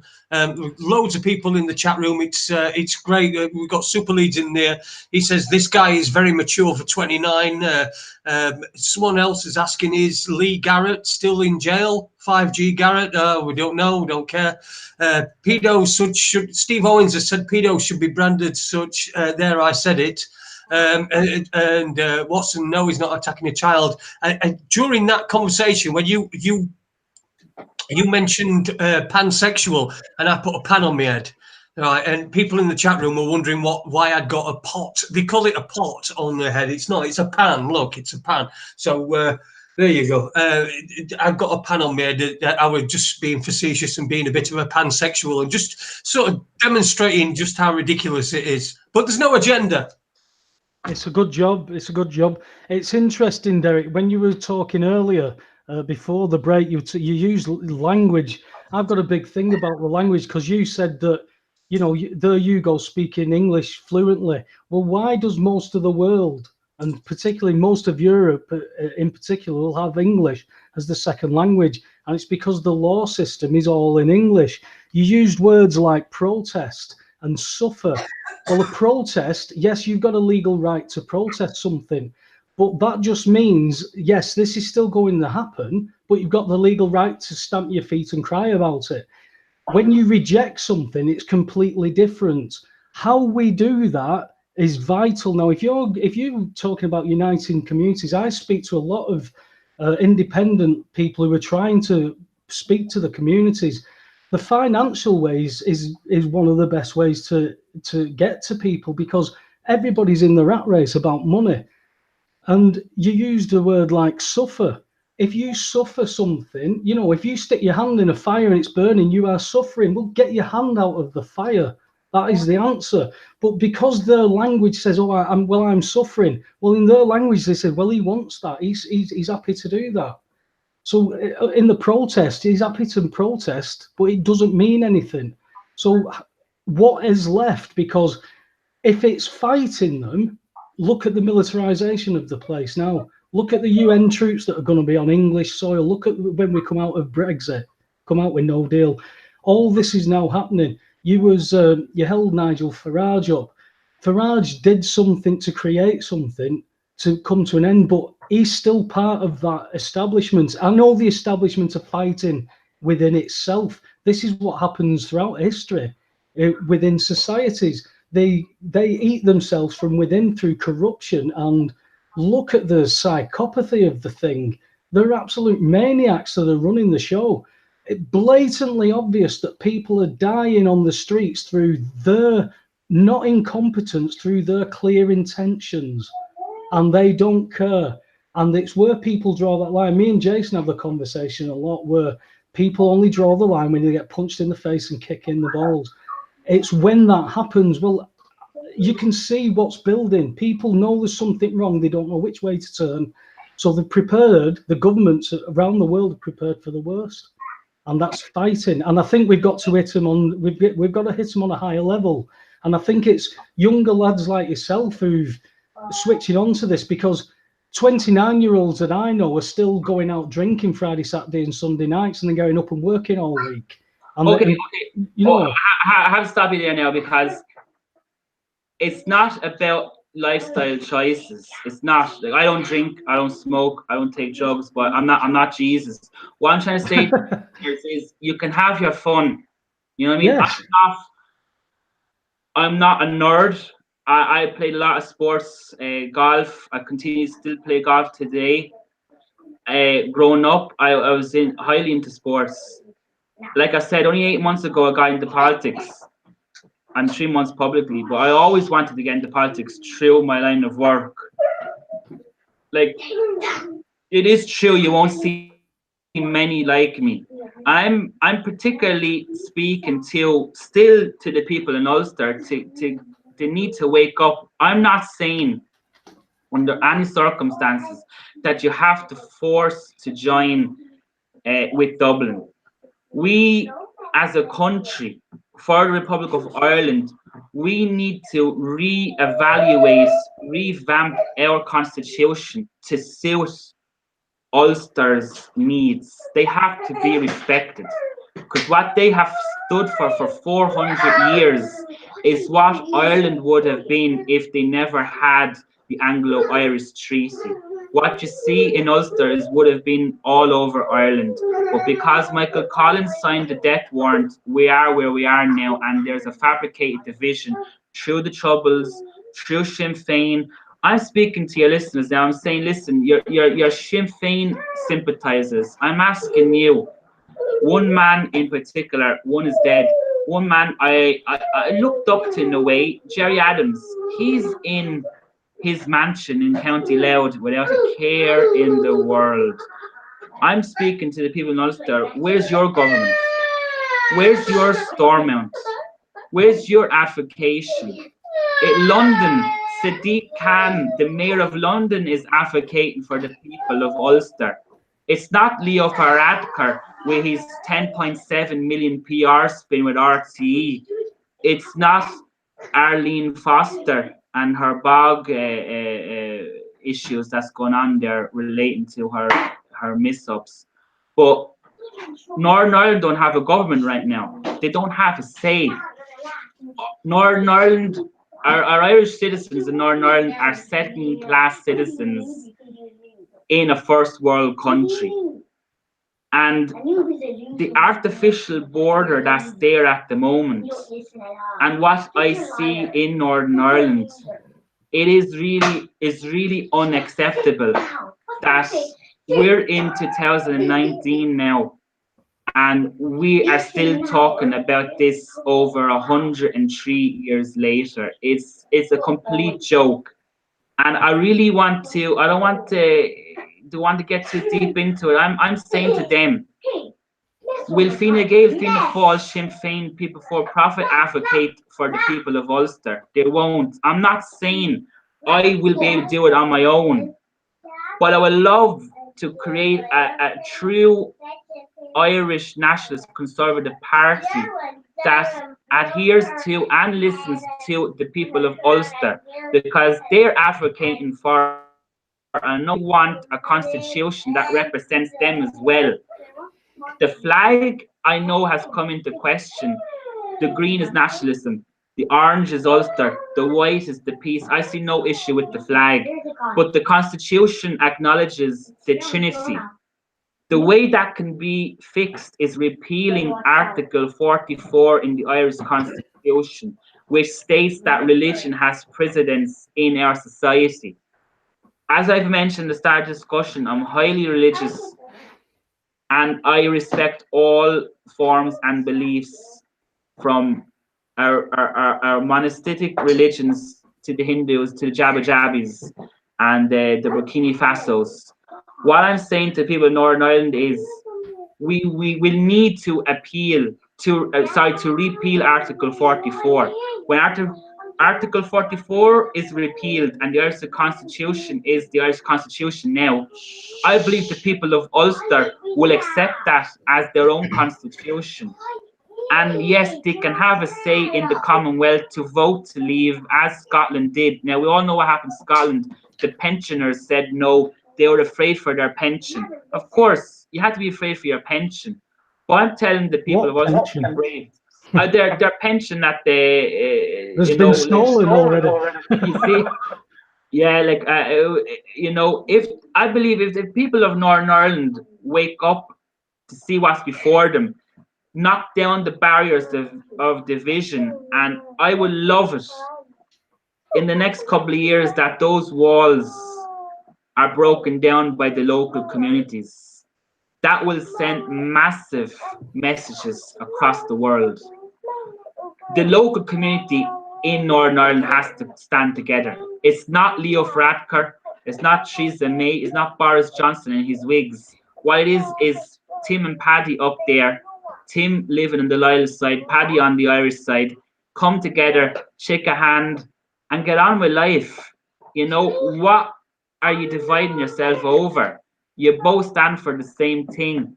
One thinks the Queen is going to come over and have dinner with you tomorrow. The other one thinks Leo Varadkar is going to come have dinner with you tomorrow. Well, none of them will. But what you can't stand for is what the 12 died in Kilmaine in jail did. They died for you, they died for me as well. For me, I don't care if you're the orange man or you're the blue man, you're marching around on July the 12th or July the 14th, banging your drums, shouting, kumbaya. You can do what you want, as long as you don't bring it into my doorstep and propaganda to my children and my family about your beliefs. It's a public place. Go out there and bang your drums and sing kumbaya with some candles and wear your orange or your blue. I'm not disrespecting anyone, but I'm just showing people that the divisions that are there are all fabricated. And yes, you can say, what's this idiot saying? Well, what does Derek know? All this blah blah. Oh, I'm going out with the lads tomorrow, and we'll bang a few shops in Falls Road or something like that. But it's not going to get the problem better, because you're breaking windows, you're doing whatever you're doing, you're segregating the community up there. But what's your government doing for you? What's your government doing for you? Because you're living like the Palestinians in Israel. It's an all fabricated lie you're living in. And it has to be related back to the issue in Israel. I'm pro-Israel. I will always be pro-Israel, for the fact is... Oops. Sorry? Oops. Yeah, you might have triggered a nerve here. Okay, so some listeners that have liked me up to that point, they won't like me no more. But I'm saying, look at the history. I like it. I just don't like that. That's all. I like you. I think you're a cool dude. We've had a really interesting conversation. But oops. So go. You carry on. No, the Palestine British mandated society that was there pre the Arab War was advocated by the British government, that the British government of Saudi Arabia promised the Arabs their country, and the British went to the Jews and promised them their country. The fight came. Israel is an independent sovereign state now. And I'm saying to all those waving their Palestinian flags, I'm saying, listen, there was no Palestine before. Jews, Muslims, and Christians live in that land, Philistine, under Ottoman Empire before for hundreds and thousands of years. The Crusades came in, took Jerusalem. The Muslims came in, took Jerusalem. There's a lot of power sharing going on. But when you got Arab refugees in the West Bank, when you got Arab refugees in Gaza, advocating for terrorism, advocating for the Hamas. You are kidding me, aren't you? You're talking about some I'd say you're talking about some little kid throwing very small stones at a very big man with lots of weapons, and I know that. Listen, I don't know the history. All I know is what's going on now, and Palestinians are being murdered. They're being bombed, and there's. I'm very surprised for somebody from the Republic of Ireland. I'm really surprised that you've got this pro-Israel stance, but just for me, it's a no-brainer. It's what's going on now. We can go through history and say what, because we're probably descendant from French, from when William Duke of Normandy invaded in 1066. So we're descendants. Everyone's from everywhere. But at the moment, what is happening is people are being killed, and it's not Israelis being killed. Not for the most part. I mean, you're talking about a few stone throwers being up against a tank, and these people are, no matter what you say the history is, that as far as they're concerned, that is their land. I mentioned it there at the start of the discussion. It's a fight that will last till the end of time. It's much more than politics. I know firsthand in Jerusalem, there's Arab Muslims, there's Arab Jews living with the Jewish people in solidarity. They're advocating against those refugees in the West Bank, in the Gaza, because they're from Jordan. Jordan didn't want them. So now Jordan put them there just for protection against the temple. Again, it's related to the incident in Northern Ireland we see today, religion. Religion, it can be a blessing in disguise. More than likely, it's corrupted. It's a fabricated system that's there in Israel. That's related back to what we see in Northern Ireland still to this day. You come across as a supporter for Palestine. I say the people that are there, they're not even from that land. They're refugees from Jordan. It is true, the IDF attack, but they're being provoked. Yes, they have guns. Oh, come on, please, come on. Are you provoked? You've got to be kidding me. I mean, I tell you tomorrow, go down to Bobby and throw some stones at him and see what he does to you. He will. Of course he will, because he's the same as the Israeli people. The Israeli thinks the copper's the same. I've got all these weapons, and I will use them on you. So we're not going to throw stones at them, are you?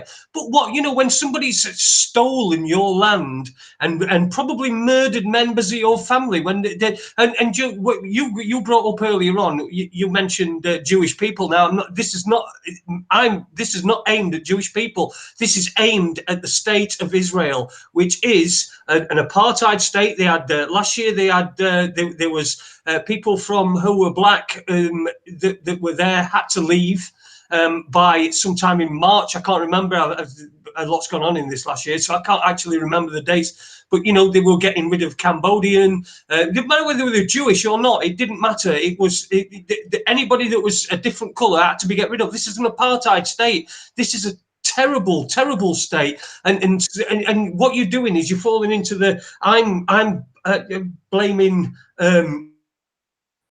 It's the state of Israel. I mean, state is a really good word for it, because it's abhorrent. I really despise Israel, the Israeli state, not Jewish people. Israel, the state, the government, just as much as I dislike the government in this country. I'm going to say to you, look at the cassette. Look how much Arabs are in there. There's a portion of Arabs that are elected in the cassette in Israel, and stealing land. The EU are stealing land. Israel government haven't stolen any land. They were given that as a mandate from Britain But so somebody comes up and gives me your car, you know, just because they've given me your car. The car. But they've been displaced, so they were certainly there on So, that so land. So I know again. It's like this. I have a house. I've lived in the house for 50 years. It's on mortgage. I don't own the house. I don't have paper to own the house. Now the bank comes along. The bank comes along and says, you now out of your house, and the bank people are going to come in and take a house. What? Obviously, I'm going to attack. My children will attack, but my children's children will learn to live under the bank's house if they're still going to live in the house. You have to understand, when I hear people saying, oh, you know, I'm, you know, anti-Israel, I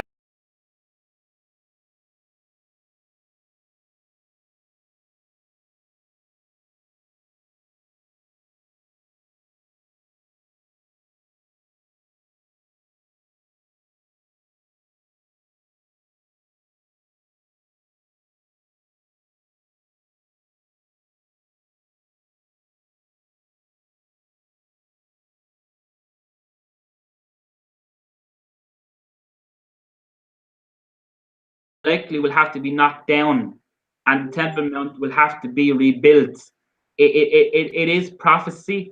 But when I look at the refugees, the Arab refugees in the West Bank, in Gaza, I'm looking at them and saying, what are you doing there?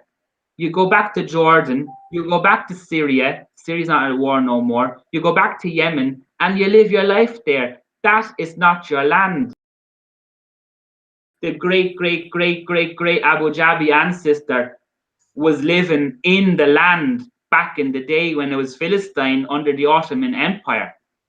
But the Ottoman Empire never mandated that land to be called Palestine. You know, I look at history and I see Jews, Muslims, Christians all live in solidarity in Jerusalem in the past. But what I see today is the same thing what I see in Northern Ireland is division when there should not be division. I'm saying to your listeners that are not highly, not educated, but highly informed on the issue, they just look at what they see on the TV, is saying it's much more than reading between the lines. You have to dig deep to understand the issue there. And I can confirm in my own point of view, and hopefully a lot of listeners will agree with me, that there is no issue with Israel protecting itself. There's no issue at all. When you got gangs, violent gangs, raping Israeli citizens left, right, and center, when you got violent gangs threatening to bomb you, to kill you if they see you, that's very scary to me. And it has to be advocated properly. When you got the Irish government, Sinn Féin, Mary Lou MacDonald, Jerry Adams, student breaking fast with Fatah and Hamas during the Christmas period, it just leaves questions here that people who are misled like yourself, believing in what you're said to believe in, is actually is shocking. It's absolutely shocking. Advocate for Palestine. There's one woman there, sorry there, but there's one woman there that got elected in the primaries in America. Her name is Rashida. She swore an oath in America with the Quran, no problem, but with the Palestine flag. She's a highly anti-Israel lady, and she's advocating now to boycott Israel products. Yes. I'm saying with a conscience advocating the local communities here in Ireland, there was a bill put in. I'm not saying we're all high and mighty, but we actually put in a ban, a proposed ban on Israeli sold products. I'm saying that's definitely anti-Semitic. It is discrimination. Anti-Semitic, I mean, that's something that's bandied about. What does it even mean? You know, these people, most of them are white. Are we supposed to believe some white people in the Middle East where everyone else has got a different skin tone? So you don't this anti-Semitic thing. If somebody's from that area, you're falling into the trap that people fall into when they're accusing you of being racist.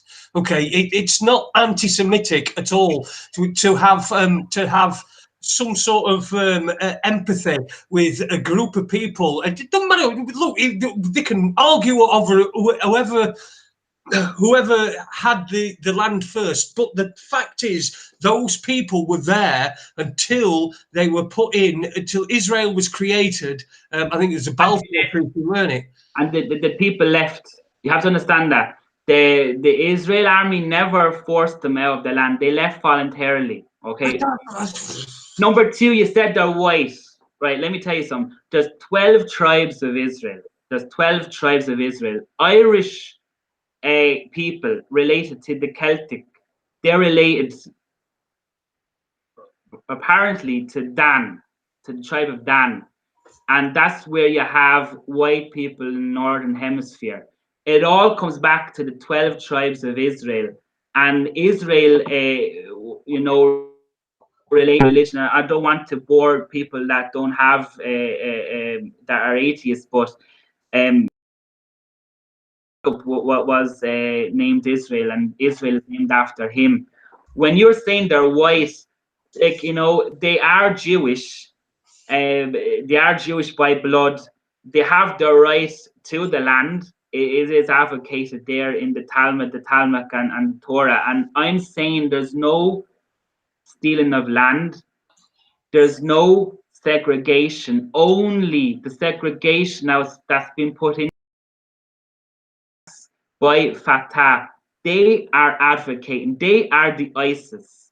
They are the Bin Ladens. They are advocating anti-America and anti-British. You know. Is there any wonder they're promoting anti-America and anti-British when Britain and America are just bombing the shit out of the places that they're located? You know, like, how can, you know, yes, me married to my wife, and I'm advocating for racism, and I'm supporting racism. It just doesn't make sense. You are, really. I mean, you don't think it's to exclude all black people from Israel? You just have to understand, you're supporting people that if they see you tomorrow, they'll cut your head off. I don't believe that. I don't believe that for a minute. The people that are living in Palestine, in the West Bank and Gaza, if they see you tomorrow, they'll cut your head off. And I'm saying to your listeners that have not been to Israel, go to Israel and see it for yourself, but go with caution. There's some areas that you cannot go to. And if you do go to, you could be shot. And that's the truth. And they're the people offer. It's quite shocking. It's like you. There's areas in Manchester and Liverpool. If I go, I'll get shot as well. You know, there's areas everywhere. I think what we're getting bogged down here.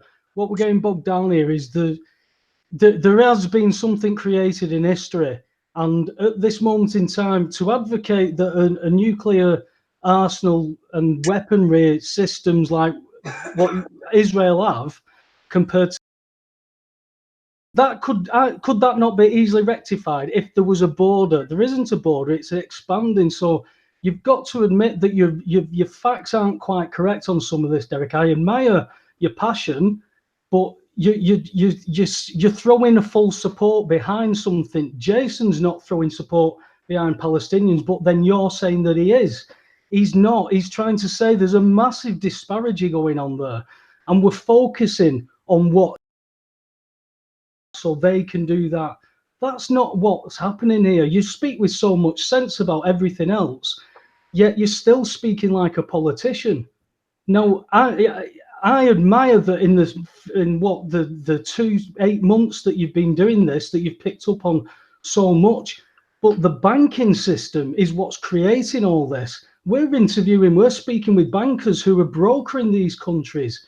So for you to think that that is so simple and so black and white, I would personally say, in my opinion, you need to research that a bit more. But then if you're adamant that you're on your belief, I'm not going to sit and try and convince you otherwise. But there's no point us getting bogged down into an argument which is a clear disparity between yourself and Jason. We can argue about it all night. Oh no, I'm not looking at convincing Jason overnight. I'm not Jehovah's Witness.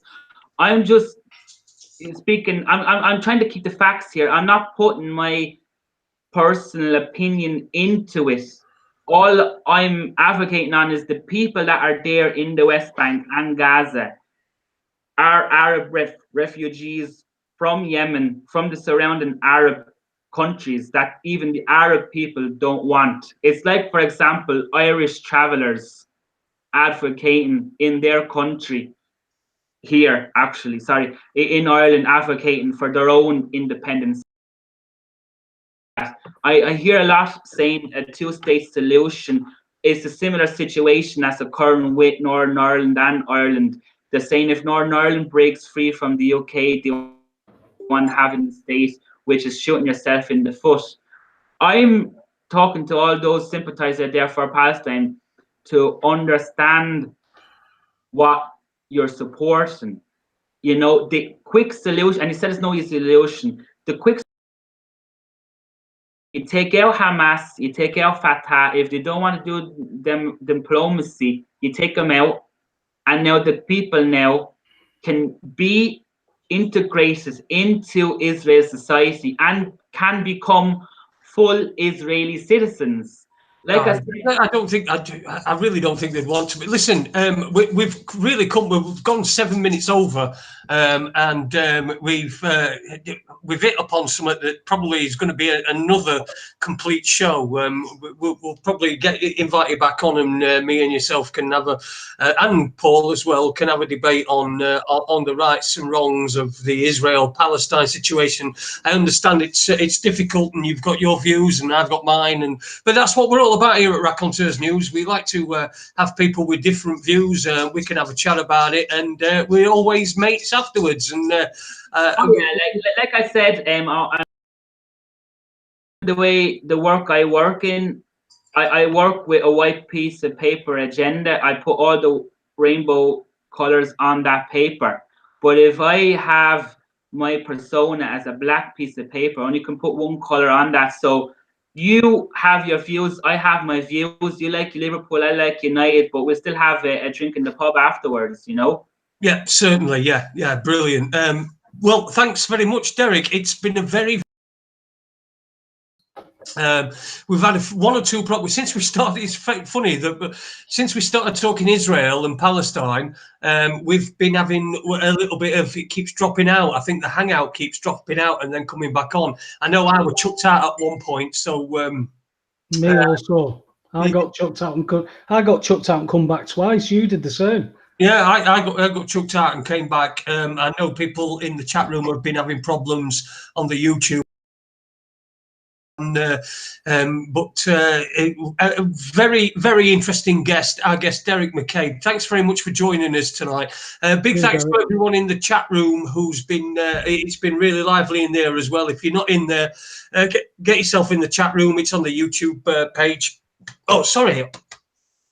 It's right next to this broadcast. It's sort of there, I think, or there, depending on which way this this picture comes out. But yeah. Well, and thanks to John for doing the write-ups. I'm a bit behind with him, but I'm going to get them sorted out. I hope your wife's okay as well. Thanks to Webby as well. Last word to you, mate. No, I think you've said it, mate. The technical issues that we've had, I've just seen us go off live again. We've just gone off air and come back on again. Yeah. So I don't know what issues we've got, but you know, it's not unusual, is it? Maybe it's Antiva. Yeah, probably. All right, thanks everybody, and thanks for listening, because if it wasn't for you, we'd just be sat here talking to ourselves. Cheers, we'll see you next week. Bye.